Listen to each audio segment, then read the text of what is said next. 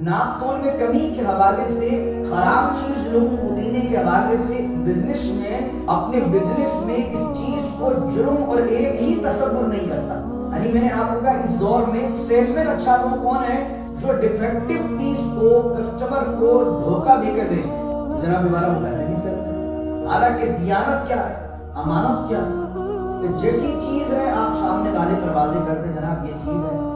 اور دیکھیں ملنا وہی ہے جو اللہ نے رکھا. 1 روپیہ آپ اپنے نصیب سے زیادہ کما نہیں سکتے، اور جو اللہ نے مقدر میں لکھ دیا ہے 1 روپیہ آپ کا کوئی کم نہیں کر سکتا. جب بندہ ماں کے پیٹ میں ہوتا ہے اللہ تعالیٰ نے دنیا میں جتنی اسے روزی دینی ہے اللہ نے اس کے مقدر میں لکھ دی ہے. ہمارے آنے سے پہلے اللہ نے ہمارے مقدر کا رزق لکھ دیا. اب اللہ نے اختیار آپ کو دیا ہے کہ آپ اس رزق کو حلال ذریعے سے لیتے ہیں کہ حرام ذریعے سے. اللہ نے بلینئر آپ کو بنانا ہے نا، تو آپ حلال سے بھی ملینئر بنیں گے، آپ حرام سے بھی ملینئر بن جائیں گے. اختیار آپ کے ہاتھ میں ہے کہ آپ بننا کس سے چاہتے ہیں. تو یہاں یہ فرمایا وَلَا تُبْخِسُوا النَّاسَ أَشْيَاءَهُمْ. آپ ان سے کہنے لگے کہ لوگوں کو اس طرح کی چیزیں نہ دو کہ لوگوں کی حق کی طرف ہی کرو، لوگوں کو خبیث چیزیں دو، لوگوں کو جو ہے وہ ڈیفیکٹو چیزیں دو، ان کے حق میں کمی کرو. پھر آگے فرمایا وَلَا تَقْعُدُوا بِكُلِّ صِرَاطٍ تُوعِدُونَ.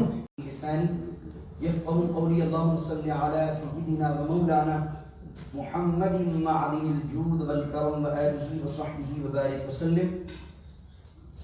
وإلى مدين أخاهم شعيبا قال يا قوم اعبدوا الله ما لكم من إله غيره قد جاءتكم بينة من ربكم فأوفوا الكيل والميزان ولا تبخسوا الناس أشياءهم ولا تفسدوا في الأرض بعد إصلاحها ذلكم خير لكم إن كنتم مؤمنين. صدق اللہ مولانا العظیم. 8ویں سپارے کا یہ آخری رکوع ہے اور اس میں حضرت شعیب علیہ السلام کی قوم کے بارے میں اللہ رب العزت نے بیان فرمایا ہے. اور سورہ اعراف کی آیت نمبر 85 کو میں نے آج درس میں تلاوت کیا. اللہ رب العزت فرماتا ہے وَإِلَىٰ مَدْيَنَ أَخَاهُمْ شُعَيْبًا. اور ہم نے مدین کی طرف ان کے بھائی حضرت شعیب علیہ السلام کو بھیجا. اس سے پہلے جب حضرت ہود کا ذکر کیا تو وہاں کہا وَإِلَىٰ عَادٍ أَخَاهُمْ هُودًا. جب کہا صالح علیہ السلام کا ذکر تو کہا وَإِلَىٰ ثَمُودَ أَخَاهُمْ صَالِحًا. تو کیا ثمود کے بھائی تھے صالح؟ کیا عاد کے بھائی تھے حضرت ہود؟ یا پھر حضرت مدین کے بھائی تھے شعیب؟ میں نے پہلے بھی عرض کیا تھا وہاں پر بھی جہاں پر ہود کا اور حضرت صالح کا ذکر آیا تھا کہ اس سے مراد ہے وطنی بھائی. علاقے کے اندر رہنے والے ایک ہی قوم کے افراد بھی آپس میں وطنی بھائی ہوتے ہیں. تو قرآن نے اس لیے کہا کہ مدین سے ہی تعلق حضرت شعیب علیہ السلام کا تھا. یہ عرب کے لوگوں سے یہ مدین یا ثمود کی بات اللہ کیوں کر رہا؟ اس کا ریزن یہ کہ عرب کے اندر آپ کو معلوم ہے کہ قریش و مکہ ٹریڈ کرتے تھے اور ان کے لیے جو ایک شاہراہ تھی جو کہ فلسطین، یمن، شام اور مصر تک جاتی تھی. یہ اس راستے پر جاتے تھے اور کاروان وہاں سے آیا نہ جانا ہوتا تھا اور قافلوں کی تجارت کے سلسلے تھے وہاں رکنا ہوتا تھا. تو جب بھی عرب کے قافلے جاتے تھے آتے تھے تو راستے کے اندر ان مقامات کا جو حضرت صالح علیہ السلام کی بستیاں تھیں یا جو حضرت ہود علیہ السلام کی بستیاں تھیں ان علاقوں سے گزر ہوتا تھا. ان علاقوں میں جو تباہی آئی ان تباہی کو بھی وہ گزر کر مشاہدہ اس کا کرتے تھے. تو اللہ رب العزت نے ان علاقوں سے جب وہ گزرتے تھے تو اللہ ان کو بتا رہا ہے کہ جن علاقوں سے تم گزرتے ہو جو علاقے سنسان تمہیں نظر آتے ہیں یہاں پر بڑی بڑی قومیں آباد تھیں. لیکن کیا ہوا اللہ کو انہوں نے جھٹلایا. تو دیکھو آج علاقوں کے اندر اور مطلب پرندہ پر مارنے والا نہیں. اگر تمہیں بھی اگر مال و دولت پر ناز و نعم ہے اور تم سمجھتے ہو کہ تم طاقتور ہو، جب اللہ نے ان قوموں کو نہیں چھوڑا جھٹلانے پر تو تمہاری کیا اوقات ہے. تو اللہ رب العزت جو ہے اس وجہ سے یہ تمام جو راستہ تھا جناب ہود کی قوم کا، جناب صالح کی قوم کا، جناب نوح کی قوم کا، اور ابھی آخر کے اندر وَإِلَىٰ مَدْيَنَ أَخَاهُمْ شُعَيْبًا. مدین جو ہے وہ حضرت ابراہیم علیہ السلام کی 3 بیویاں ہیں. ایک ہے بی بی سارہ، ایک ہے بی بی ہاجرہ، ایک اور بیوی ہیں جن کا نام ہے حضرت قطورہ. قطورہ کے بیٹے تھے مدین. تو ان مدین کے نام پر یہ قوم اور یہ قبیلہ مشہور ہے اور اسی قوم میں اسی قبیلے کے اندر حضرت شعیب علیہ السلام کا ظہور ہوا. ایک روایت کے مطابق حضرت موسیٰ علیہ السلام کے سسر بھی آپ لگتے ہیں. شعیب علیہ السلام کی بیٹی سے حضرت موسیٰ علیہ السلام کا نکاح ہوا، جس کا قرآن کریم میں ذکر ملتا ہے کہ آپ نے شعیب علیہ السلام نے کہا کہ میری بکریاں تمہیں چرانا پڑیں گی، اور بہت آگے جب وہ صورتیں آئیں گی تو آپ اس کے اندر بیان سنیں گے. تو حضرت شعیب علیہ السلام ایک رشتے سے حضرت موسیٰ علیہ السلام کے سسر بھی لگتے ہیں.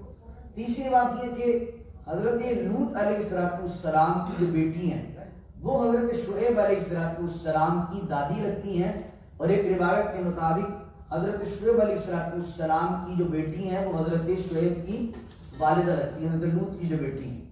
یہ کنیکشن آپس سے ملتا ہے. تو میں اگر جو لوگ موجود تھے ان کے سامنے بیان پوچھ لوں، میں جو ہمارے اس سے کل پرسوں بھی موجود تھے، میں نے کیا بتایا تھا؟ قوم ثمود کی طرف کون سے رسول آئے؟ حضرت صالح علیہ السلام. اور قوم عاد کی طرف کون سے آئے تھے؟ حضرت ہود علیہ السلام.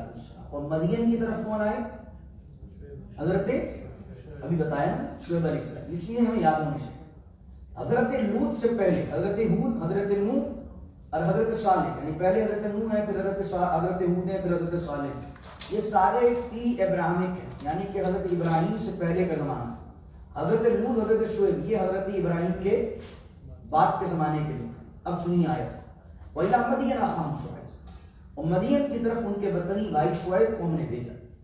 شعیب نے آ کر کہا قال یا قوم اعبدوا اللہ، اے میری قوم اعبدوا اللہ، اللہ کی عبادت کرو، ما لکم من الہ غیرہ، اس کے سوا کوئی معبود نہیں. یعنی اس سے مراد کیا ہے کہ شعیب علیہ السلام کی قوم میں بڑی برائی جو پیدا ہو گئی تھی وہ تھی شرک کی بیماری، اللہ کی ذات میں کسی کو شریک ٹھہرانا. قد جاءتکم بینۃ من ربکم، اور تحقیق تمہارے پاس آئی ہے رب کی طرف سے بڑی نشانی. یعنی اللہ نے جناب شعیب علیہ السلام کو بھی معجزہ دے کر بطور نشانی بھیجا تھا، لیکن وہ معجزہ کیا تھا اس کا قرآن کریم میں وضاحت کے ساتھ ذکر نہیں آتا.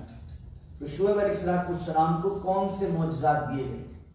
اور دوسری چیز یہ تھی کہ حضرت شعیب علیہ السلام بزنس کے حوالے سے، تجارت کے حوالے سے بہت مشہور تھی، مال و دولت بہت تھا، علاقہ بہت جو ہے وہ خیزیاب تھا.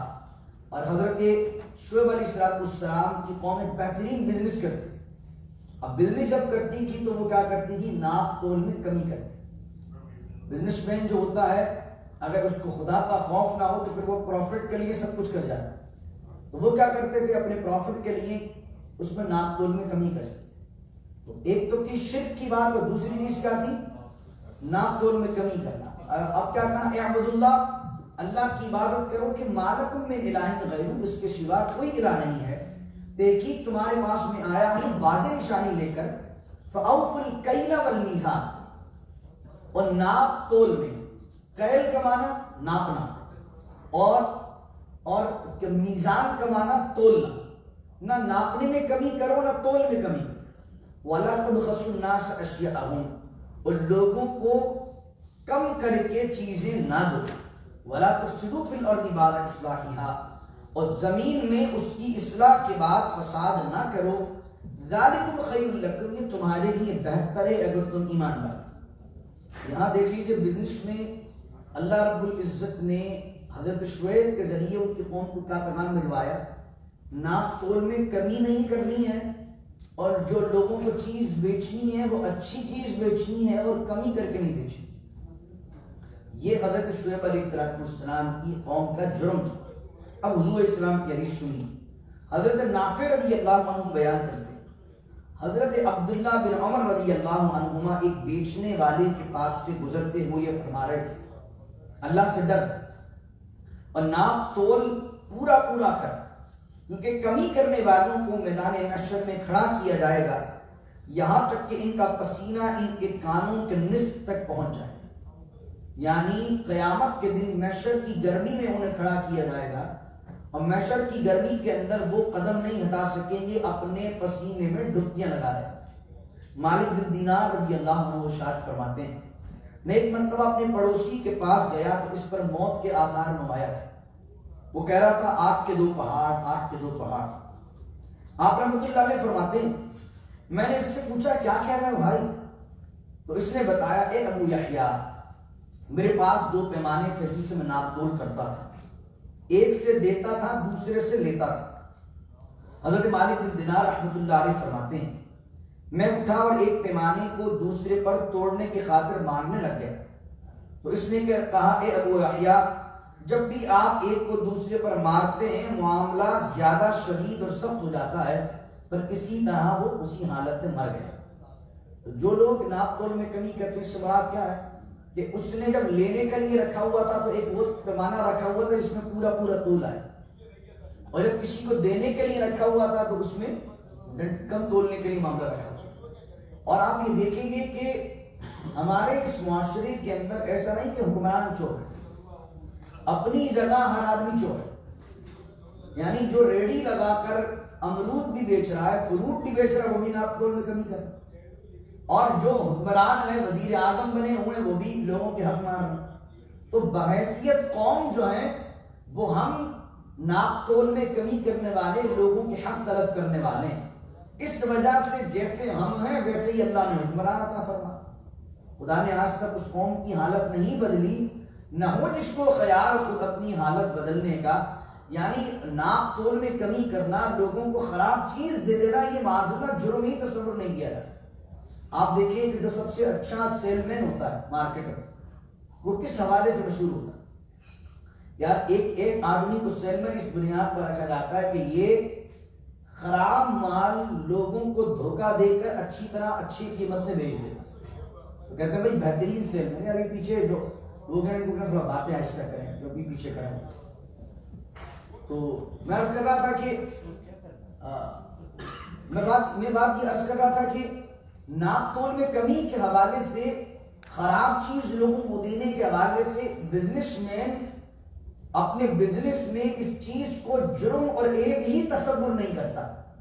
یعنی میں نے آپ کو کہا اس دور میں سیل مین اچھا وہ کون ہے جو ڈیفیکٹو پیس کو کسٹمر کو دھوکہ دے کر بیچ دے، وہ جناب والا ہوتا ہے، لیکن سیل مین۔ حالانکہ دیانت کیا ہے، امانت کیا ہے کہ جیسی چیز ہے آپ سامنے والے پر واضح کر دیں جناب یہ چیز ہے، اور دیکھیں ملنا وہی ہے جو اللہ نے لکھا۔ 1 روپیہ آپ اپنے نصیب سے زیادہ کما نہیں سکتے، اور جو اللہ نے مقدر میں لکھ دیا ہے 1 روپیہ آپ کا کوئی کم نہیں کر سکتا۔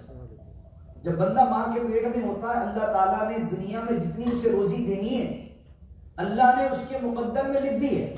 ہمارے آنے سے پہلے اللہ نے ہمارے مقدر کا رزق لکھ دیا ہے۔ اب اللہ نے اختیار آپ کو دیا ہے کہ آپ اس رزق کو حلال ذریعے سے لیتے ہیں کہ حرام ذریعے سے لیتے ہیں۔ اللہ نے بلینئر آپ کو بنانا ہے نا، تو آپ حلال سے بھی ملینئر بنیں گے، آپ حرام سے بھی ملینئر بن جائیں گے۔ اختیار آپ کے ہاتھ میں ہے کہ آپ بننا کس سے چاہتے ہیں۔ تو یہاں یہ فرمایا وَلَا تُبْخِسُوا النَّاسَ أَشْيَاءَ، آپ ان سے کہنے لگے کہ لوگوں کو اس طرح کی چیزیں نہ دو کہ لوگوں کی حق کی تلفی کرو، لوگوں کو خبیث چیزیں دو، لوگوں کو جو ہے وہ ڈیفیکٹو چیزیں دو، ان کے حق میں کمی کرو۔ پھر آگے فرمایا وَلَا تَقْعُدُوا بِكُلِّ صِرَاطٍ تُوعِدُونَ، اور لوگوں کے راستے میں نہ بیٹھو، تُوعِدُونَ تاکہ تم انہیں ڈراؤ۔ اس سے مراد کیا کہ وہ حضرت شعیب علیہ السلام کی قوم کے لوگ راستے میں بیٹھ جاتے اور آنے جانے والوں کو تنگ کرتے، کسی پر ڈاکہ مارتے، کسی سے ساتھ بدماشی کرتے، کسی سے گنڈا ٹیکس وصول کرتے۔ لوگ جو ٹیکس دینا نہیں چاہ رہے ہوتے تھے ان سے وہ ٹیکس لگا کر چوکیاں انہوں نے بنائی ہوئی تھی ویسے لوٹتے تھے، ڈاکہ ڈال کے لوٹتے تھے۔ مفسرین نے لکھا کہ الٹے سیدھے ٹیکس لگا کر لوٹتے تھے، بطہ خوریاں تھی، جگہ ٹیکس بھی انہوں نے لگایا ہوا تھا، تو لوگوں کو ڈراتے تھے، لوٹتے تھے۔ وَتَصُدُّونَ عَنْ سَبِيلِ اللَّهِ، اور جو لوگ حضرت شعیب کے پاس دین سیکھنے جاتے تھے ان کو اللہ کے راستے سے روکتے تھے۔ من آمن بہ، جو حضرت شعیب پر ایمان لانے والے، وَتَبْغُونَهَا عِوَجًا، اور ان کے لیے ٹیڑھا راستہ تلاش کرنا چاہتے تھے، یعنی ان لوگوں کو دین سے ہٹانا چاہتے تھے۔ وَاذْكُرُوا إِذْ كُنتُمْ قَلِيلًا فَكَثَّرَكُمْ، تو اللہ نے فرمایا یاد کرو جب تم قلیل تھے اللہ نے کثیر تمہیں کر دی۔ ایک وقت وہ تھا تمہارے پاس نہ دولت تھی نہ مال تھا، نہ تم کتنے زیادہ تعداد میں تھے، اللہ نے تمہارے قبیلے کو بھی بڑھایا اور تمہاری مال دولت کو بھی بڑھایا۔ وَاذْكُرُوا، یاد کرو اس چیز کو۔ آج اللہ نے تمہیں اتنی فراوانی عطا کر دی ہے مال و دولت کی، تو اللہ کا اور شکر کرنا چاہیے، دین پر اور چلنا چاہیے، اور بجائے تم دین پر چلنے کے ناقول میں کمی کرتے ہو۔ وَاذْكُرُوا إِذْ كُنتُمْ قَلِيلًا فَكَثَّرَكُمْ، تو جب بھی آدمی غلط کاموں میں پڑتا ہے تو اللہ اس کو یاد دلاتا ہے کہ وہ یاد کرے کہ وہ کیسا تھا. اگر امریکہ میں آنے کے بعد آپ جب آئے تھے اپنا پہلا دن یاد کر لیا ہے, اپنا پہلا مہینہ یاد کر لیا ہے, اپنی پہلی جاب یاد کر لیا کرے, اپنا پہلا گھر یاد کر لیا کرے. کبھی تکبر آ جائے مرسیڈیز پر, کبھی تکبر آ جائے بڑی بڑی گاڑیوں پر, کبھی تکبر آ جائے بڑے بڑے گھروں پر, کبھی تکبر آ جائے اپنی سیلری پر, تو جس دن امریکہ اترے تھے پہلا دن یاد کر لیا کہ اس وقت کون سی گاڑی تھی, کون سا گھر تھا, وہ جیب میں کتنے پیسے تھے. پتہ چل جائے گا کہ آپ کی اوقات کیا تھی, میری اوقات کیا تھی. اور پھر یہ ذہن بنے گا کہ جو کچھ بھی ملا ہے اللہ کی عطا سے, اپنی کوئی اوقات کیا لائے تھے ہم. اور امریکہ تو کیا دنیا میں کیا لائے تھے, ننگے پیدا ہوئے تھے, کپڑے تک تو لائے نہیں تھے. تو جو کچھ ہوا ہے رب کی عطا سے ہوا. جب یہ چیز آ جائے گی تو ذہن کیا بنے گا, شکر کا ذہن. اور صرف مٹیریلسٹک ہو کے سوچیں گے میرے پاس یہ ہے, میرے پاس یہ ہے, میرے پاس یہ ہے, تکبر آئے گا, گھمنڈ آئے گا, کبر آئے گا. تو اللہ کیا یاد دلا رہا ہے, دیکھیں اللہ کی یاد. جب انہوں نے ناپ تول میں کمی کی, مال دولت بڑھانے کے چکر میں, تو اللہ نے پہلے انہیں عذاب بھیجنے سے پہلے انہیں یاد کروایا ان کا پاسٹ. تو جو لوگ اپنے ماضی کو نہیں بھولتے ہیں وہ سدھر کے رہتے. جو اپنا ماضی بھول جاتے تو پھر کیا ہوتا ہے, وہ گھمنڈی ہو جاتے. بس کرو اس کو تم قرینا فقط کرو, یاد کرو جب تم قلیل تھے, غریب تھے. فقط کرو تم, اللہ نے تمہیں عزت دی, اللہ نے تمہیں کثیر کیا. اور دوسری چیز یہ دیکھو, وانظروا کیف کان عاقبۃ المفسدین. قوم لوط کے زمانے کو زیادہ عرصہ نہیں گزرا, یاد کرو اور دیکھ لو کہ اللہ نے فساد مچانے والوں کا انجام کیا کیا. اس سے پہلے جن لوگوں نے فساد مچایا ان کے ساتھ اللہ نے کیا کیا. وَإِن كَانَ طَائِفَةٌ مِّنْكُمْ, ابھی 8ویں سپارے کی آخری آیت. وَإِن كَانَ طَائِفَةٌ مِّنْكُمْ آمَنُوا بِالَّذِي أُرْسِلْتُ بِهِ وَطَائِفَةٌ لَمْ يُؤْمِنُوا فَاصْبِرُوا حَتَّى يَحْكُمَ اللَّهُ بَيْنَنَا. فرمایا اور اگرچہ تم میں سے ایک گروہ ہے جو ایمان لایا اس چیز پر جس کے ساتھ مجھے بھیجا گیا, وَطَائِفَةٌ لَمْ يُؤْمِنُوا, اور ایک گروہ وہ ہے کہ جو ایمان نہیں لایا ہے, فَاصْبِرُوا, تو انتظار کرو, حَتَّى يَحْكُمَ اللَّهُ بَيْنَنَا, یہاں تک کہ اللہ ہمارے درمیان فیصلہ کرے. کچھ ایمان والوں نے سوال کیا, حضور جو آپ پر ایمان لائے وہ بھی مزے سے زندگی گزار رہے ہیں, جو ایمان نہیں لائے ان کے بھی بہترین کاروبار چل رہا ہے, فرق کیا ہے؟ تو آپ نے کہا فَاصْبِرُوا حَتَّى يَحْكُمَ اللَّهُ بَيْنَنَا, انتظار کرو یہاں تک کہ اللہ ہمارے درمیان فیصلہ کرے. اسی طریقے سے کسی کے ذہن میں سوال ہے کہ یار کافر تو اللہ کو مان ہی نہیں رہے, ہم تو اسلام لانے والے, ہم سے زیادہ امیر تو ہیں. آپ بھی دیکھیں کہ دنیا کے اندر اس وقت طاقت کس کے پاس ہے, اس وقت جو ہے وہ اختیار کس کے پاس ہے. دنیا میں اس وقت مالی طور پر کون سی قوم مضبوط ہے, وہ لوگ جو ایمان نہیں لائے. تو کوئی آدمی کہے کہ یار ہم ایمان لے آئے اور وہ ایمان نہیں لائے, تو فرق کیا ہے؟ یہ بات ایمان والوں نے حضرت شعیب سے پوچھی. حضرت شعیب نے کہا فَاصْبِرُوا, صبر کرو, انتظار کرو, حَتَّى يَحْكُمَ اللَّهُ بَيْنَنَا, یہاں تک کہ اللہ ہمارے درمیان فیصلہ کرے. وَهُوَ خَيْرُ الْحَاكِمِينَ, اور وہ سب سے بہتر فیصلہ کرنے والا. یہاں سے ختم ہو جاتا ہے 8واں سپارہ اور شروع ہوتا ہے 9واں سپارہ, اور وہی قصہ اور وہی واقعہ چل رہا ہے. قَالَ الْمَلَأُ الَّذِينَ اسْتَكْبَرُوا, یہی جملہ ہے 9واں پارہ جب شروع ہوتا ہے. ملا کا معنی سردار. قَالَ الْمَلَأُ الَّذِينَ اسْتَكْبَرُوا مِنْ قَوْمِهِ, اور کہا حضرت شعیب کی قوم میں سے ان سرداروں نے, استکبروا, جنہوں نے گھمنڈ کیا, جنہوں نے تکبر کیا. کیا کہا؟ لَنُخْرِجَنَّ یا شعیب وَالَّذِينَ آمَنُوا مَعَكَ, ہم ضرور تمہیں نکالیں گے اے شعیب اور تمہارے ساتھ جو لوگ تم پر ایمان لائے ہیں, من قریتنا, ہماری بستی سے. ہمیں اپنا ٹرکوں کے کاروبار کیسے کرنا. آج کسی بزنس مین کو سمجھائے نا کہ یہ کام نہ کرو, حرام ہے. مولانا صاحب آپ نماز پڑھو, آپ کا کام نہیں, آپ کو کیا پتا. اللہ اللہ کرو یار, تمہارا کام ہی نہیں, تم مسجدوں میں نماز پڑھو, تمہیں کیا پتا کہ کام کرتے کیسے. بزنس تو ہم کرتے ہیں, ہمیں پتا ہے کیسے کرتے ہیں بزنس. چھوڑو دنیا کے اندر, ہمیں پتا ہے کس طرح چلنا ہے. اب حضرت شعیب انہیں سمجھا رہے ہیں کہ یار یہ کام نہ کرو, یہ حرام ہے, یہ نہ کرو. وہ حضرت شعیب کو کیا کرے, ہمارے معاملے میں نہ بولو ورنہ ہم تمہیں بھی نکال دیں گے اپنی بستی سے. اور تمہارے ساتھ جتنے ایمان والے ہیں ہمیں سمجھاتے ہیں, ہمیں تلقین کرتے ہیں, ہمیں نصیحت کرتے ہیں, ہمیں ان کی سمجھ ہی نہیں ہے, بلکہ ان کو بھی ہم بستی سے نکالیں. او لتعودن فی ملتنا، صرف ایک ہی تمہارے پاس حل یہ ہے کہ تم اس بستی میں رہ سکتے ہو یہاں تک کہ تم لوٹ آؤ فی ملتنا، ہماری ملت کی طرف، ہمارے طریقے کی طرف، ہمارے دین کی طرف، یعنی جس کو ہم دین سمجھ رہے ہیں، جس کو ہم صحیح سمجھ رہے ہیں، ہمارے جیسے ہو جاؤ تب ہم تمہیں قبول کریں گے، ورنہ بستی سے نکال دیں۔ اور اولو کننا کارہین، اب حضرت شعیب علیہ السلام نے کہا اگرچہ ہم تمہارے مذہب میں پلٹنے سے بیزار ہی، اور اولو کننا کا، ہم تو تمہارے طرف پلٹنے سے، تمہارے انداز کی طرف، تمہارے طریقوں کو اختیار کرنے سے بیزار ہیں۔ پھر فرمایا قد افترین، اب حضرت شعیب کا جملہ سنی، یہ دیکھیں یہ ہے طریقہ توکل، توکل اللہ کی ذات پر جو بھروسے کی عقیدہ ہوتا ہے کہ کوئی نیکی آدمی اللہ کی عطا کے بغیر کر نہیں سکتا، اور آدمی کسی برائی سے اللہ کی عطا کے بغیر بچ نہیں سکتا، اللہ ہی بچاتا ہے گناہ سے، ہم نہیں بچ سکتے، اللہ ہی کرواتا ہے نیکی، ہم نہیں کر سکتے۔ اب حضرت شعیب نبی ہیں، لیکن دیکھیے جملہ کیا کہتا ہے، قد افترینا علی اللہ کذبا ان عدنا فی ملتکم بعد اذ نجانا اللہ منها وما يكون لنا ان نعود فيها الا ان يشاء الله ربنا وسع ربنا كل شيء علما على الله توكلنا ربنا افتح بيننا وبين قومنا بالحق وانت خير الفاتحين۔ کہنے لگا بے شک افترینا، ہم اللہ پر جھوٹا بہتان باندھیں کہ اللہ کی پر شریک بھی ٹھہرائیں، کاروبار کے اندر ناپ تول میں کمی بھی کریں اور اس کو دین سمجھیں، یہ تو مقصد یہ ہوا کہ ہم نے اللہ پر جھوٹا بہتان باندھا کہ اللہ نے یہ دین دیا جس میں شرک بھی ہے، جس میں ناپ تول میں کمی بھی ہے۔ ان عدنا فی ملتکم، اور ہم تمہارے ملت میں، تمہاری قوم میں، تمہارے طریقے میں لوٹ آئیں بعد اس کے اذ نجان اللہ منہا، کہ اللہ نے اس طریقے سے، اس غلط کام سے ہمیں نجات عطا فرمائی، اللہ نے ہمیں اس سے بچایا اور تمہارے کہنے پر ہم یہ کام کرنے لگ جائیں۔ وما يكون لنا ان نعود فيها الا ان يشاء الله ربنا، اور نہیں ہے ہمارے لیے جائز کہ ہم پلٹ جائیں تمہارے دین کی طرف الا ان يشاء الله ربنا، سوائے اس کے کہ ہمارا رب اگر چاہے۔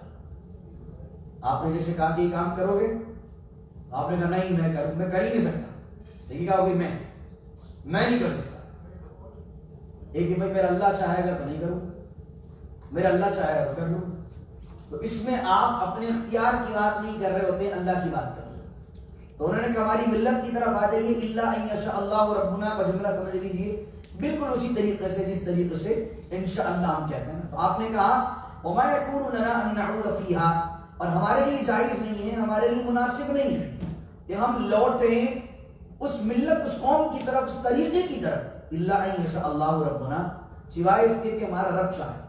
وسع ربنا كل شيء علما، اور ہمارے رب کا علم ہر چیز پر محیط ہے، اللہ تمہارے طریقوں کو بھی جانتا ہے، تمہاری نیتوں کو بھی جانتا ہے۔ وسع ربنا، اور وسیع ہے ہمارا رب، كل شيء علما، ہر چیز پر اس کا علم محیط ہے۔ علی اللہ توکلنا، اور ہمیں بھروسہ اللہ پر ہے۔ کس پر بھروسہ ہے؟ اللہ۔ حالانکہ شعیب علیہ السلام کی بات کس سے بگڑ رہی تھی؟ کاروباری لوگوں سے، بزنس مین سے۔ بات کس سے خراب ہو رہی تھی؟ قبیلوں کے سرداروں سے۔ کیا پتہ چلا؟ دیندار لوگوں کو مالداروں پر توکل کرنا نہیں چاہیے، اللہ پر توکل کرنا چاہیے۔ یہ توکل بڑی نعمت ہے اللہ کی۔ اگر میں یہ سوچنے لگ جاؤں کہ یار اگر میں نے یہ بات کر دی تو یہ فلاں سیٹ ناراض ہو جائے گا، یہ مسجد میں چندہ دینا بند کر دے اور یہ چلا گیا تو مسجد چلے گی کس کی اوقات ہے اللہ گھر چلائے؟ ارے یہ جائے گا، تم دین بیان کرو تو صحیح ہے، بس یہ جائے گا اللہ سو بھیج دے گا۔ کبھی نہیں سوچو کہ یہ سیٹ مسجد چلا رہے ہیں، کبھی نہیں سوچو کہ یہ مالدار مسجد چلا رہے ہیں۔ یہ اللہ کی کرم نوازی ہے، اللہ کسی کے مال کو اپنے گھر کے لیے قبول کرنا، دین کو صحیح بیان کرنا چاہیے۔ امیر کے لیے بھی وہی دین ہے، غریب کے لیے بھی وہی دین۔ کچھ لوگ ہمارے مذہبی بھی ہوتے ہیں، وہ سر سیٹوں سے ڈرتے ہیں کہ یار اب ان کو اگر بیان کریں گے کہ یار تمہارا یہ کام ٹھیک نہیں ہے، تمہارا یہ عمل ٹھیک نہیں ہے، تمہارا یہ کاروبار ٹھیک نہیں ہے، تو بھاگ جائیں گے، چندہ نہیں دیں گے، ہمارے معاملات چلیں گے کیسے؟ جب دیندار مسجد کے اندر نماز پڑھانے والا ہی سیٹوں پر توکل کر رہا ہے، اللہ پر اس کا توکل نہیں ہے، تو پھر بتائیے دعاؤں میں اثر کہاں سے آئے؟ کہ مجھے توکل معاذ اللہ یہ ہو جائے کہ 5 سیٹوں سے اگر میرے تعلقات اچھے رہیں گے تو میرا گھر چلے گا، اور یہ 500 سیٹ مجھ سے ناراض ہوگا تو میں پھر کھاؤں گا کماؤں گا بس۔ اگر مولانا لوگ بھی یہی سوچنے لگ جائیں تو مجھے بتائیے پھر توکل گیا کہاں؟ دینداروں کو حق بیان کرنا چاہیے، اللہ چلائے گا، اللہ نواز رہا ہے۔ دیکھیں اللہ، حضور علیہ الصلوۃ والسلام فرماتے ہیں، میں اپنے دوستوں کو پوری چوری یہی بات کہتا ہوں، حضور علیہ السلام فرماتے ہیں کہ اللہ بندے کے گمان کے بھی قریب ہے۔ بندہ جیسا اللہ کے متعلق گمان کرتا ہے اللہ اس کے ساتھ ویسا ہے۔ اگر آپ نے یہ گمان کیا کہ آپ کے 10 سیٹ 10 ملینر یا بلینئر مرید بن جائیں، آپ کے معتقد ہو جائیں، اور وہ 10 ملینئر بلینئر ہر سال آپ کو تھوڑے تھوڑے پیسے دیتے رہے اور آپ کی گاڑی چلتی رہے، تو آپ نے اللہ سے کیا ایکسپیکٹ کیا کہ 10 آپ کے معتقد بن جائیں اور وہ 10 اپنی کمائی میں سے آپ کو دیتے رہیں اور آپ کا معاملہ آپ نے یہ کیا، اللہ آپ کے 15 معتقد بنا دے۔ لیکن آپ اللہ سے گمان یہ کریں کہ مالک جس طرح تو نے ان کو نوازا، میں تو تیرے گھر میں تیرے بندوں کو نماز پڑھا رہا ہوں، میں تو تیرے دین کی تبلیغ کر رہا ہوں، تو مالک مجھے مخلوق کا محتاج ہی نہ کر، جس طرح تو نے ان کو نوازا ہے اپنی رحمت سے مجھے بھی دولت عثمان غنی میں سے حصہ تھا، مجھے بھی عبد الرحمن بن عوف جیسا تاجر بنا۔ جب آپ اللہ سے یہ گمان کریں گے تو اللہ تعالیٰ آپ کو مخلوق سے بے نیاز کر دے گا اور اپنی رحمت سے خاص سے آپ کو عطا فرمائے، اپنی رحمت سے غنی کر دے گا۔ اب یہ آپ پر ہے کہ آپ مخلوق کے ذریعے لینا چاہتے ہیں یا مخلوق کی مداحی کے بغیر لینا چاہتے ہیں۔ جیسا اللہ سے گمان کریں گے اللہ ویسے آپ کے معاملات سیٹ کر دے گا۔ تو ہمیں توکل کس پر کرنا چاہیے؟ علی اللہ ہی توکلنا۔ آپ نے یہ نہیں سوچا بستی سے نکل جاؤں گا، قوم سے نکل جاؤں گا، امیروں سے میرے تعلقات خراب ہو جائیں گے دین کو بیان کرنے کی وجہ سے، تو پھر میں رہوں گا کیسے؟ علی اللہ ہی توکل۔ ہم نے اللہ پر توکل کیا، اللہ پر بھروسہ کیا، لیکن اللہ پر بھروسہ کیسے کرنا ہے؟ حضرت علی نے فرمایا یا رسول اللہ کیا میں اونٹنی باندھ کر اللہ پر توکل کروں یا اونٹنی کھول کے توکل کروں؟ اونٹنی باندھ کر رسی سے باندھو پھر اللہ پر توکل۔ ایک آدمی کا بس آپ نے مفتی صاحب کہا تو آج سے جو ہے جاب واب سب ختم، کہیں نہیں جائیں گے، اب گھر پہ بیٹھے رہیں گے، سب کچھ ختم، ہاتھ پاؤں چلانا پڑیں گے، کام کچھ کرنا پڑے گا، محنت کرنا آپ کا کام ہے، روزی دینا پھر اللہ کا کام ہے۔ تو توکل کا مقصد یہ نہیں سب چھوڑ چھاڑ کے بیٹھیں، محنت کریں، اپنے اندر صلاحیت پیدا کریں، اپنے اندر قابلیت پیدا کریں۔ تو علی اللہ توکل فرمایا کہ اور ہم نے اللہ پر بھروسہ کیا۔ اب دعا ہے حضرت شعیب علیہ السلام کی، یہ قرآنی دعا، اس کو یاد کر لیں، ربنا افتح بیننا وبین قومنا بالحق وانت خیر الفاتحین، اور اے ہمارے رب کھول دے ہمارے اور ہماری قوم کے درمیان حق کے ساتھ، وانت خیر الفاتحین، اور تو ہی سب سے بہتر فیصلہ کرنے والا اور کھولنے والا۔ کیا کھول دے؟ اس سے مراد یہ ہے کہ ہماری اور ہماری قوم کے درمیان جو اختلاف ہے، اے مالک حق کے ساتھ فیصلہ کر دے۔ ربنا افتح بیننا وبین قومنا، حق کے ساتھ ہماری اور ہمارے قوم کے درمیان جو ہے فیصلہ کر دے، وانت خیر الفاتحین، کے سب سے بہتر تو فیصلہ کرنے والا ہے۔ آخری آیات میں وقال الملأ الذین کفروا من قومه لئن اتبعتم شعیبا انکم اذا لخاسرون، ان کی قوم کے سرداروں اور رئیسوں نے جو کفر و انکار کے مرتکب ہو رہے تھے کہا اے لوگوں اگر تم نے شعیب علیہ السلام کی پیروی کی، اللہ اکبر، فرمایا وقال الملأ الذین کفروا من قومه لئن اتبعتم، اگر تم نے شعیب علیہ السلام کی پیروی کی، انکم اذا لخاسرون، کہ بے شک تم نقصان اٹھانے والوں سے ہو۔ اب یہ سمجھا رہا ہے کہ دیکھو ان کی پیروی نہ کرو تمہیں بہت نقصان ہوگا۔ اللہ کہہ رہا فاخذتهم الرجفة فاصبحوا في دارهم جاثمين الذين كذبوا شعيبا كأن لم يغنوا فيها، فرمایا کہ فاخذتهم الرجفة فاصبحوا في دارهم جاثمين، کہ انہیں پکڑ لیا ایک کڑک نے، ایک آگ نے، اور فاصبحوا في دارهم جاثمين، اور وہ صبح اپنے منہ کو الٹا پڑے ہوئے تھے اپنے گھروں میں۔ ہوا کیا؟ ہوا یہ کہ حضرت شعیب علیہ السلام کی قوم پر ایک گرمی آئی، اور گرمی آنے کے بعد وہ لوگ باہر نکلے کہ کوئی ٹھنڈ اور کوئی سائبان یا کوئی سایہ یا کوئی ہوا ہمیں آئے، تو اللہ نے ایک بادل کو بھیجا، یہ سمجھے کہ بادل ہے اس میں سے بارش آئے گی، تھوڑا دھوپ سے نجات ملے گی۔ کہ تمام کے تمام لوگ اپنے بچوں کے ساتھ، اپنے لوگوں کے ساتھ، اپنی قوم کے ساتھ اس بادل کے نیچے جمع ہو۔ جب یہ ساری قوم جمع ہو گئی تو اللہ نے اس بادل سے آگ برسائی اور ان تمام کو جلا کر ہلاک کیا۔ اس طریقے سے زلزلے کا کہیں صیحہ کے الفاظ آئیں، کہیں یوم ذلہ کے الفاظ آئیں، تو اللہ رب العزت نے اس قوم کو اس عذاب کے اندر مبتلا کیا۔ تو میرے دوستوں، میرے بھائیوں، ہوئے نامور بے نشان کیسے کیسے، زمین کھا گئی نوجوان کیسے کیسے۔ تو حضرت شعیب علیہ السلام کے قصے سے ہمیں یہ پتہ چلتا ہے کہ یہ قوم ہلاک کس وجہ سے ہوئی کہ اس قوم کے اندر ناپ تول میں کمی کرنے کی ایک جرم موجود تھا۔ لوط علیہ السلام کی قوم کس جرم میں مبتلا تھی؟ ان میں ہومو سیکسولیٹی بڑھ رہی تھی، جو میں نے کل بیان کیا تھا۔ اور اس امت کے اندر کیا کیا برائیاں، صرف ناپ تول کی نہیں، جو ساری برائیاں جو پچھلی امتیں، پچھلی قومیں انڈیویجلی بیسس پہ کرتی تھی، وہ ساری برائیوں کا مجموعہ ہم میں بحیثیت قوم موجود۔ ناپ تول میں کمی بھی ہے، ہومو سیکسولیٹی بھی ہے، اور جناب والا دیگر معاملات بھی ہیں، لوگوں کا حق تلف کرنا بھی ہے، گنڈا ٹیکس، بھتہ وغیرہ، یہ سب چیزیں ہمارے ہاں نام مسلمان کا کہتے ہیں، کلمہ نبی کا پڑھتے ہیں، قرآن و سنت کے ماننے والے اپنے آپ کو کہتے ہیں، لیکن سارے الٹے کام کرتے ہیں۔ جب یہ ساری چیزیں ہم کریں گے تو یہ تو حضور کی رحمت ہے، یہ حضور کی دعائیں ہیں، جس وجہ سے اس امت کو اللہ نے عذاب سے محفوظ رکھا۔ ورنہ جس طرح اللہ رب العزت نے دوسری قومیں، اور قوم عاد کا میں نے آپ کو ذکر کیا تھا کہ قوم عاد تو وہ قوم تھی، اللہ کہتا ہے لم التی لم یخلق مثلها فی البلاد، کہ ان کے مثل تو اللہ نے شہروں میں پیدا ہی نہیں کیا۔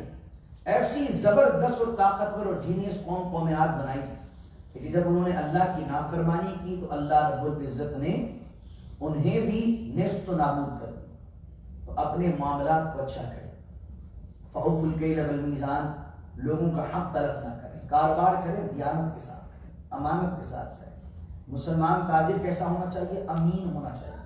مدینہ المنورہ میں جب ابتدائی دور تھا مسلمانوں کا، اس طرح کاروبار ہوتا تھا کہ مدینہ المنورہ کے اندر جو انصاری صحابہ تھے یا صحابہ کی اولادیں تھیں، وہ بزنس کرتی تھی، تو اتنا باہم آپس میں شیر و شکر تھے مسلمان کہ اگر کسی مسلمان کی پورے دن جو ہے وہ سیل اچھی ہوتی تھی اور شام ہونے لگتی تھی اور کوئی کسٹمر اس کی دکان پہ چڑھتا تھا، تو وہ مسلمان دکاندار کہتا تھا کہ یار سامنے والے بھائی سے لے لو، میری تو آج بڑی اچھی سیل ہوئی ہے، یہ میرا بھائی صبح سے بیٹھا ہوا ہے، اس کے پاس کوئی کسٹمر نہیں آیا، یہ بھی میرا مسلمان بھائی ہے، یہ بھی کچھ روزی روٹی کما کر چلا ہے۔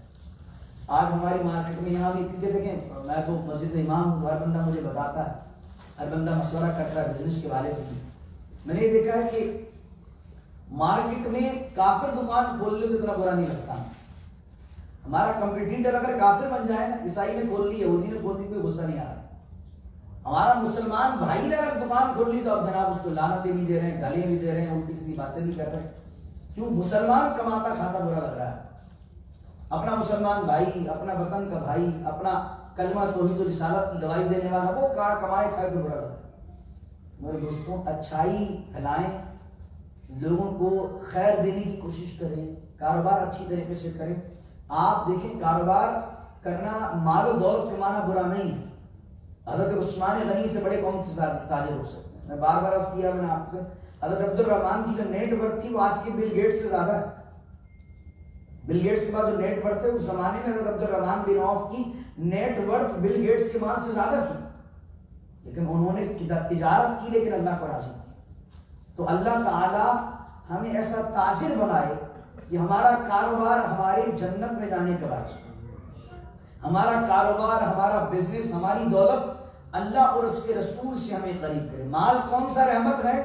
جو مال کما کر، کھا کر، کھلا کر آپ اللہ سے قریب ہو، یہ رحمت ہے۔ جس مال کو کما کر، کھلا کر اور خرچ کر کے آپ اللہ سے دور ہو رہے ہیں، وہ مال رحمت نہیں ہے آپ کے لیے، وہ مال زحمت ہے۔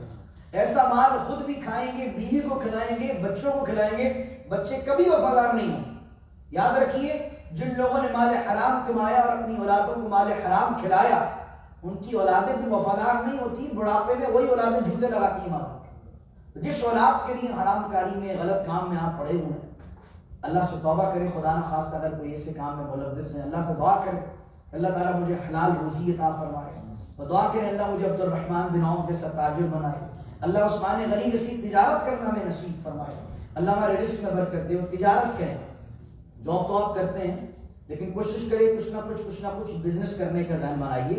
دیکھیں امام غزالی نے ایک حدیث نقل کی ہے، فرما اللہ نے رزق کے 10 حصے بنائے، کتنے بنائے؟ 10 حصے بنائے۔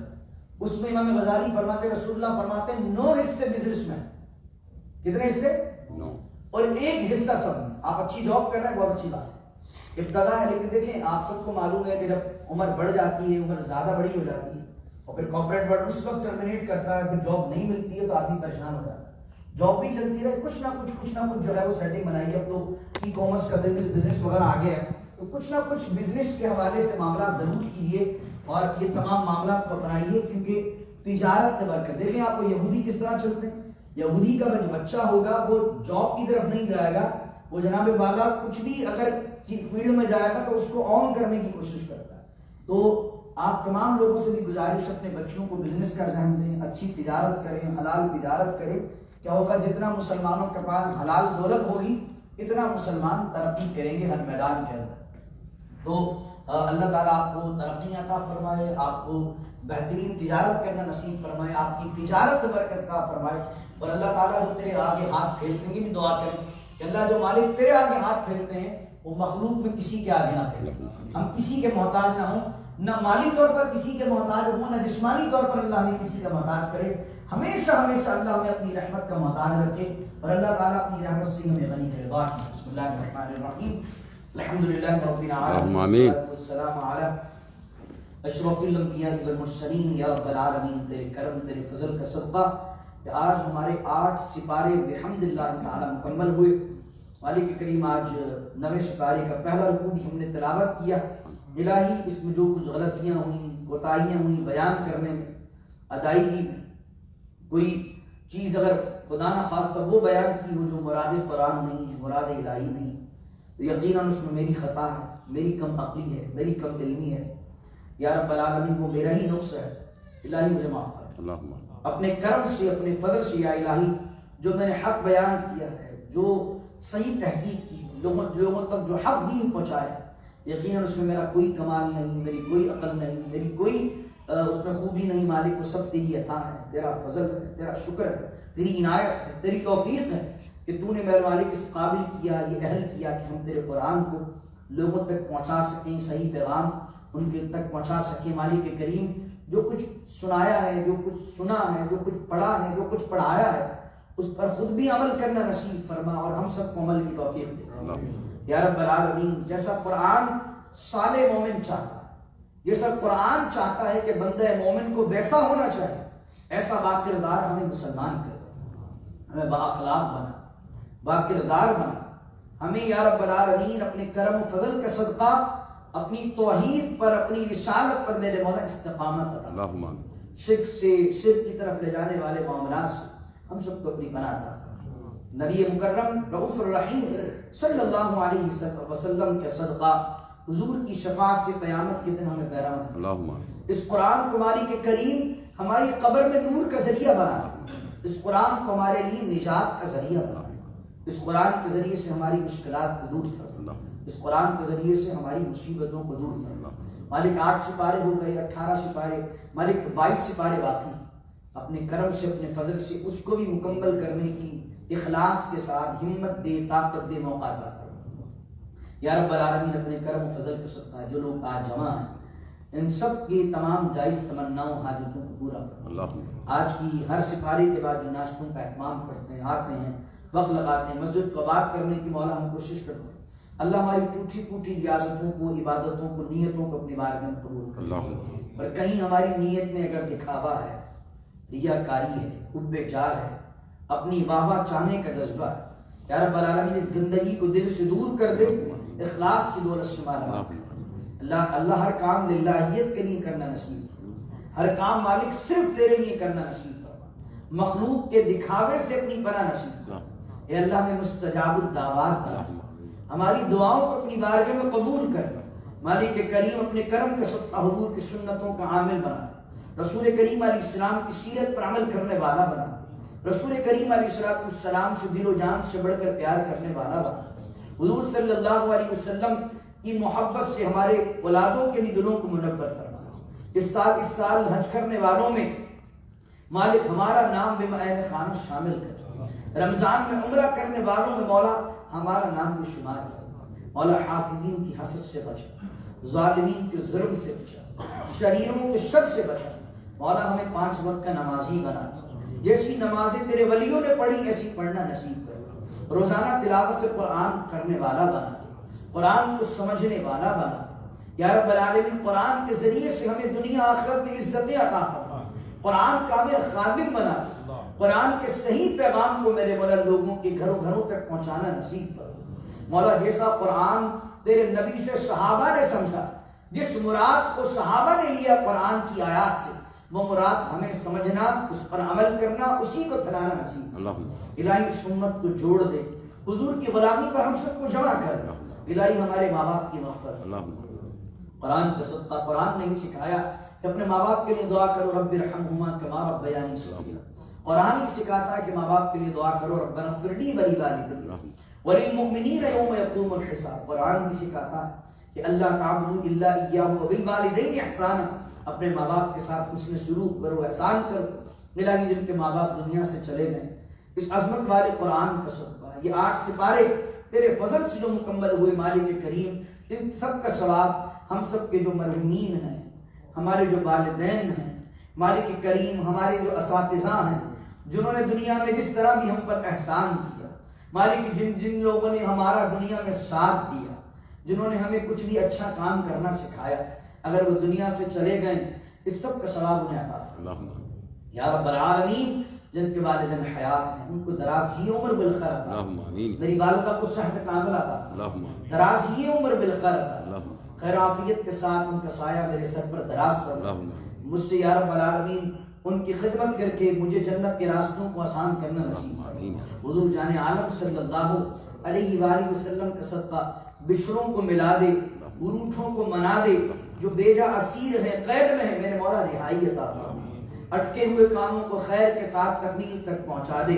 یا رب العالمین دنیا عالم میں تیرے دین کی خدمت کے لیے جانا آنا رہنا ہم سب کے لیے آسان کرنا۔ حضور جان عالم صلی اللہ علیہ وسلم کے صدقہ مالک کریم اپنی اوقات کے مطابق مانگتے ہیں، وہ اپنی شان کے مطابق عطا فرما۔ اگر ہم وہ مانگتے ہیں جو ہمارے حق میں بہتر نہیں تو مالک اس سے ہمارے دل کو پھیر دے، اور جو ہمارے حق میں دنیا اور آخرت کے لحاظ سے بہتر ہے تو مالک اس کے حصول میں ہمیں آسانی عطا فرما۔ الہی ہماری جملہ دعاؤں کو اپنی بارگاہ میں قبول کر لے، پل صراط پر قیامت کے دن ہمیں آسانی عطا کرنا، بلا حساب و کتاب جنت کا داخلہ عطا کرنا، قیامت کے دن حضور کے ہاتھوں سے جام کوثر پینا نصیب کرنا، حضور علیہ السلام کی شفاعت سے قیامت کے دن بہرمند کرنا، جنت میں رسول اللہ کا ہمیں پڑوس عطا کرنا۔ یا الہی اسلام کا بول بالا کرنا، دشمنان اسلام کا منہ کالا کرنا۔ اللہم اعز الاسلام والمسلمین، اللہم اعز الاسلام والمسلمین، اللہم اعز الاسلام والمسلمین واذلت المشرکین والظالمین۔ الہی ہم مسلمان ہیں، ہمارے آباء و اجداد مسلمان ہیں، تیرا شکر، تیرا فضل، تیری رحمت کہ تو نے مسلمانوں کے گھر میں پیدا کی۔ اے اللہ ہم اسلام کے بنا طلب کیے ملنے پر تیرا شکر کرتے ہیں، تیرا کروڑا شکر کہ ہم کسی کافر کے گھر پیدا نہیں ہوئے، ہم پیدا ہوئے تو ہم نے اذان سنی، ہم پیدا ہوئے تو میرے مولا ہمارے گھر والے تیرا شکر کر رہے تھے، ہم مسلمانوں کے گھر پیدا ہوئے۔ مالک کریم تا قیامت ہماری نسلوں میں ایمان رہے، تا قیامت ہماری اولادوں کے پاس اسلام رہے، ہماری نسل میں کوئی بچہ بے دین پیدا نہ ہو، تیرے دین کا منکر پیدا نہ ہو، تیرے قرآن کا مخالف پیدا نہ ہو۔ مالک کریم کوئی بچہ ہماری نسلوں میں کافر پیدا نہ ہو۔ اے کریم مالک، اے کریم مالک، اس سرزمین پر ہم ہیں، جب تک ہم ہیں ہم مر جائیں گے، ہماری اولادیں اس سرزمین پر رہنی ہیں۔ مالک کریم ان کے ایمان کی حفاظت بھی کرنا، ہمارے ایمان کی حفاظت بھی کرنا، ہماری اولادوں کی ایمان کی حفاظت بھی کرنا، ہماری نسلوں میں میرے مولا صالح بندے پیدا کرنا۔ یا مولا کریم ہماری نسلوں میں ولی کامل پیدا کرنا۔ قرآن کہتا ربنا هب لنا من ازواجنا وذرياتنا قرة اعین واجعلنا للمتقین اماما۔ یہ دعا میرے ساتھ کے لیے پڑھتا ہوں آپ کو، اس دعا کو یاد کر لیجئے، بہت شاندار ترجمہ ہے اس کا۔ پڑھیے ربنا هب لنا من ازواجنا وذرياتنا قرة اعین واجعلنا للمتقین اماما. اس کا ترجمہ ہے اے ہمارے رب ہب لنا من ازواجنا، ہمیں وہ بیویاں وذریاتنا وہ اولاد عطا کر دے، وجعلنا اور قرۃ اعین وہ بیوی اور اولاد کیسی ہو؟ قرۃ اعین ہماری آنکھوں کی ٹھنڈک ہو. یعنی بیوی سے بھی ہمیں سکون پہنچے اور اولاد سے بھی ہمیں قرۃ اعین، یعنی جب بیوی کو دیکھیں تو قرۃ اعین آنکھیں ٹھنڈی ہونے سے مقصد کیا ہے؟ اس کو دیکھیں تو دل مطمئن ہو، سکون میں آ جائے. اولاد کو دیکھیں تو اتنی فرما بردار، اتنی دیندار، اتنی دنیا میں کامیاب ہو دین و دنیا کے لحاظ سے کہ اس کو دیکھیں تو قرۃ اعین ہماری آنکھیں ٹھنڈی ہو جائیں. اور پھر یہی نہیں بلکہ وجعلنا للمتقین، اور ہماری اولاد کو متقیوں کا امام بنا. ایک ہے عوام کا امام بننا، ایک ہے جو متقی جو آلریڈی نیک لوگ ہیں. اے اللہ ہماری اولادوں کو نیکوں کا بھی امام کر دے. اب سوچئے کہ اگر آپ کی اولاد متقی کے امام بن جائیں گے تو کیا ہو جائے گا؟ یعنی ولی کامل ہو جائے. ربنا هب لنا من ازواجنا وذرياتنا قرة اعين واجعلنا للمتقين اماما. ان الله وملائكته يصلون على النبي يا ايها الذين امنوا صلوا عليه وسلموا تسليما. اللهم صل على سيدنا ومولانا محمد معدن الجود والكرم وآله وصحبه وبارك وسلم. سبحان ربك رب العزة عما يصفون والسلام على المرسلين الحمد لله رب العالمين. لا إله إلا الله محمد رسول الله.